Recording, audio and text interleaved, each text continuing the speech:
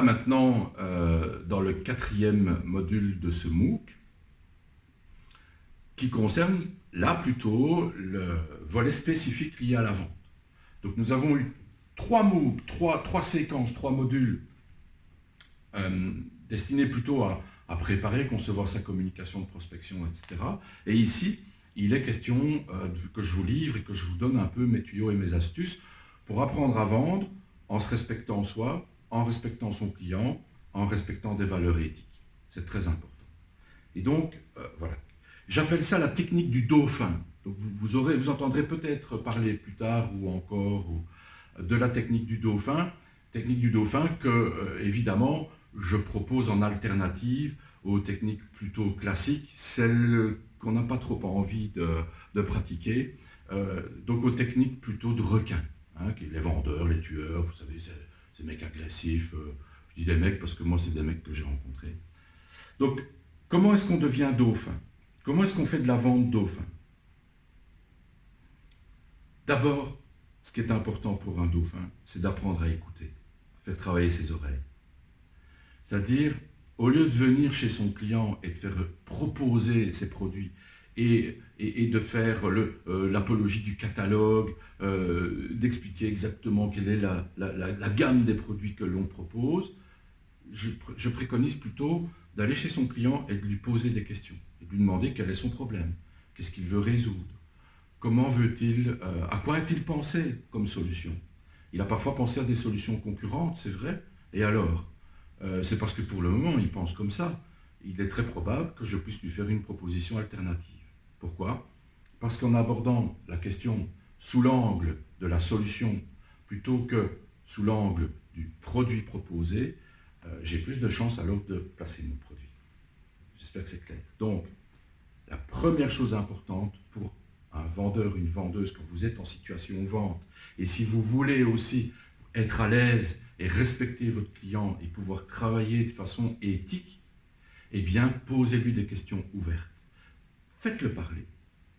Accordez-lui de l'importance et de l'attention. Vous savez, ça lui fera déjà très plaisir et ça va pas mal le changer des vendeurs qu'il a rencontrés jusqu'aujourd'hui, qui débarquent, qui ouvrent leur catalogue, qui font leur laïus, leur monologue, et puis qui me donnent un bic pour signer en bas du contrat. Et c'est justement ça qu'on ne veut pas faire. Bon, bah donc, première recommandation, écoutez. Pour écouter, le truc idéal, c'est d'apprendre à poser des questions ouvertes et de s'intéresser aux besoins. Alors ça, le besoin, je vous l'explique tout à l'heure. Je ferai une aparté par rapport au sujet lié, au sujet plutôt besoin. La deuxième recommandation concerne l'argumentation. Évidemment, on va être obligé d'argumenter, c'est clair. Sinon, comment vendre? Comment arriver à convaincre quelqu'un, l'aider à se décider pour ma solution plutôt qu'une autre? Le truc qui va faire la différence, donc le truc du dauphin pour l'argumentation, c'est le suivant. C'est que, au lieu de parler du produit, de ses caractéristiques, de ce qu'il représente, nous allons plutôt mettre l'accent sur ce qui constitue un avantage pour le client. Donc, plutôt que d'expliquer que je donne des formations en technique de dauphin et de donner les caractéristiques de la technique du dauphin, 4 étapes ou 5 étapes, ou pas d'étapes, ceci, cela, qu'est-ce qui intéresse mon client? C'est plutôt de savoir que la technique du dauphin va lui permettre de pratiquer la vente avec plaisir, en étant à l'aise, sans être obligatoirement vendeur, en se respectant soi, en respectant l'autre et en préservant des valeurs éthiques. Et donc là, il y a quelque chose qui relève déjà du bénéfice de l'avantage. Il y a quelque chose qui est à gagner. D'accord? Je peux lui dire aussi que finalement, c'est plus facile de faire comme ça, de faire comme un dauphin, que de faire comme un requin. Et je peux développer. Donc, plutôt que de venir expliquer quelles sont les caractéristiques de l'approche du dauphin, je vais plutôt travailler sur les avantages.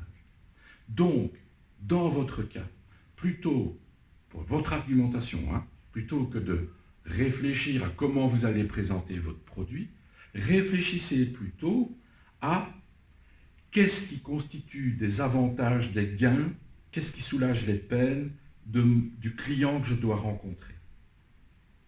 Avec ça, normalement, vous serez beaucoup plus à l'aise, votre client sera beaucoup plus content d'entendre vos arguments parce qu'ils lui sont utiles. C'est beaucoup plus agréable de s'entendre parler de choses utiles plutôt que de devoir écouter une liste de caractéristiques aussi intéressante soit-elle. Donc ça, c'est pour le deuxième point, l'argumentation. Troisième point concerne les objections. Donc un vendeur, une vendeuse, quelqu'un qui est en situation de devoir vendre, va être confronté à ce qu'on appelle des objections. C'est-à-dire qu'à un moment donné, notre client semble ne pas être d'accord avec nous. Mais en réalité, dans la plupart des cas, c'est pas qu'il n'est pas d'accord avec nous, c'est qu'il a un autre avis. Il y a une différence. C'est-à-dire, il ne vient pas à l'encontre de moi, il m'exprime son avis qui est différent de celui du mien. Et donc ça, c'est une opportunité, en fait. Donc une objection, quelque part, c'est une réelle opportunité, c'est un cadeau que le client me fait, parce qu'il me donne là la possibilité de développer, de lui expliquer en quoi, effectivement, ma proposition de valeur rencontre son besoin. Et c'est d'ailleurs la porte ouverte à l'argumentation, en quoi, d'ailleurs, je vais pouvoir lui fournir des avantages qu'il ne trouvera pas dans une autre proposition de valeur. Est-ce que c'est clair? Donc, les objections sont des opportunités qui vont vous permettre de développer votre argumentation, qui vont vous permettre de démontrer à votre client le bien fondé de votre proposition de valeur. D'accord? Donc, voilà. Le quatrième point sensible lorsqu'on aborde la question de la vente, c'est la conclusion.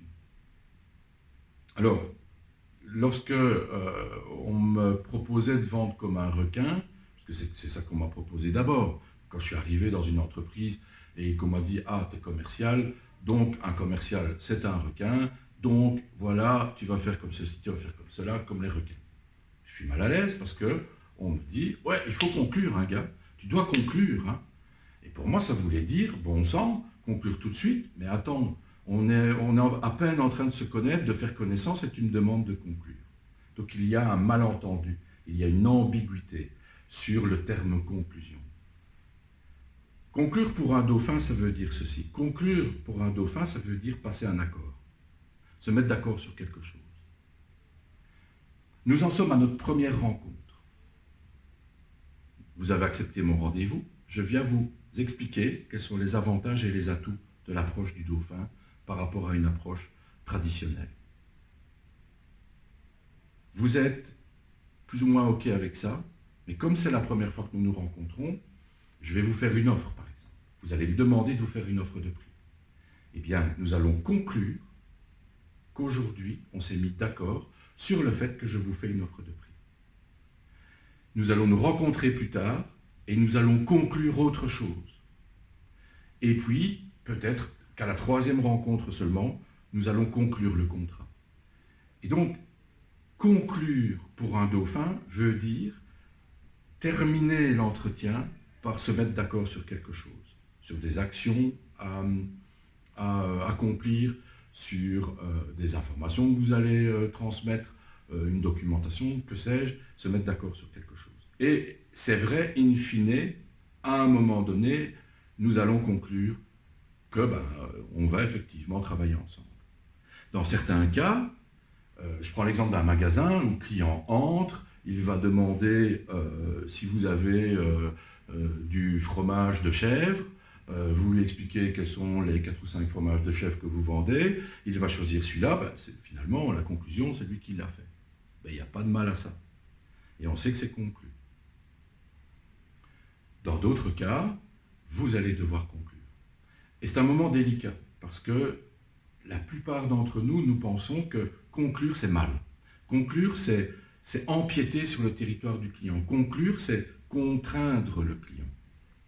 Et en fait, pour être moi-même client, dans certains cas, j'ai parfois envie que le vendeur m'aide à prendre ma décision.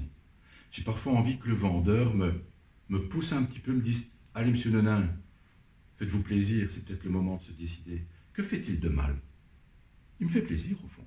Donc, la conclusion, c'est un point important et c'est un travail que nous devons accomplir. dans notre intérêt, et parfois même, je peux le dire, dans l'intérêt du client. Donc évidemment, c'est un sujet qui peut être développé, il faudrait plusieurs dizaines de minutes pour aller plus loin, mais vous avez là l'essentiel. Donc, vendre, c'est quoi? C'est écouter, argumenter en utilisant plutôt des avantages, des bénéfices que des caractéristiques techniques, des produits, ce genre de choses, des qualités. C'est apprendre que les objections sont des opportunités, les accepter, les prendre en compte, dire à son client qu'on comprend son objection et y répondre. Y répondre. Pas éradiquer les objections ou contre-objecter. Répondre à l'objection. D'accord? Et puis, 4. Apprendre à conclure et comprendre que cette conclusion, c'est quelque chose qui peut être nécessaire au client. C'est aussi passer des accords, se mettre d'accord sur différents éléments dans un historique. Donc, je termine. J'ai tellement de choses à vous dire. Je termine. Un studio de conception de site internet va voir son client plusieurs fois avant de vendre le site. Mais au fur et à mesure des rencontres, on va se mettre d'accord sur des points. Et ces accords nous permettent, aux clients comme à nous, de repartir à la visite suivante sur des bases claires. Et tout doucement de progresser, comme si on grimpait l'escalier, de conclusion en conclusion, à la conclusion finale qui est, on va travailler ensemble.